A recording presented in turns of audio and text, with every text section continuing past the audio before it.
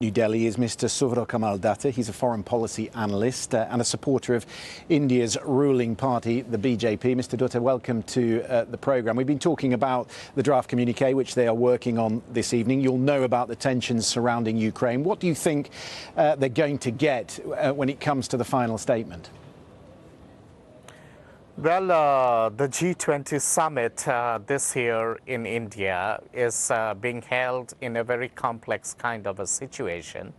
We do understand that last couple of months there has been this raging war between Russia and Ukraine. Western countries, they have their own take in relation to Ukraine.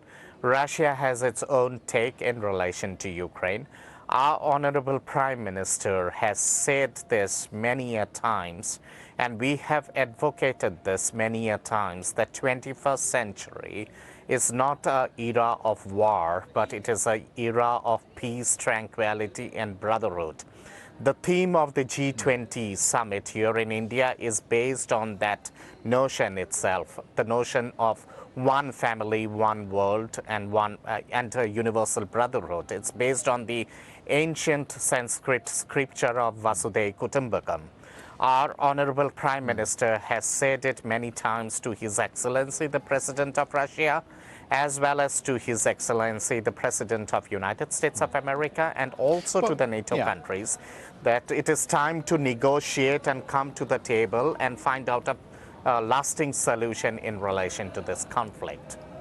Well, I understand that, but the Prime Minister's also talked about the global south and poverty in the developing nations. When you have a war that is cutting off grain supplies and you have 250 million people around the world who are food deprived, don't you have to take a side on the war for the good of people outside Ukraine and Russia? Yes, absolutely. There are many pertinent problems which are being faced by the global world.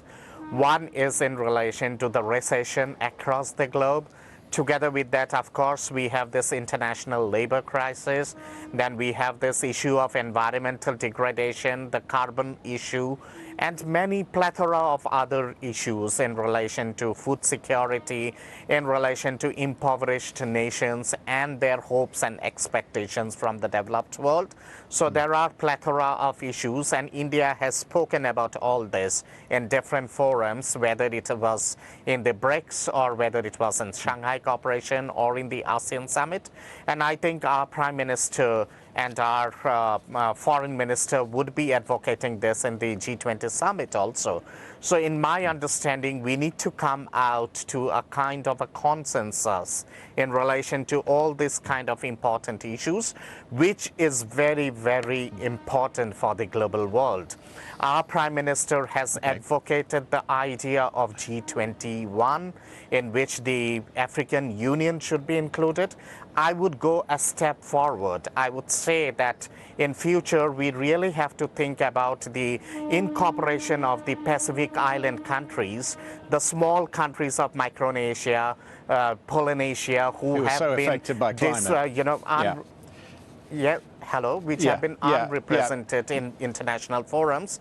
So therefore it has to be, in my understanding, to have a kind of a holistic picture, it has to be G22 in future as such, So these are important issues in which I think there has to be a consensus across the global leaders. Okay.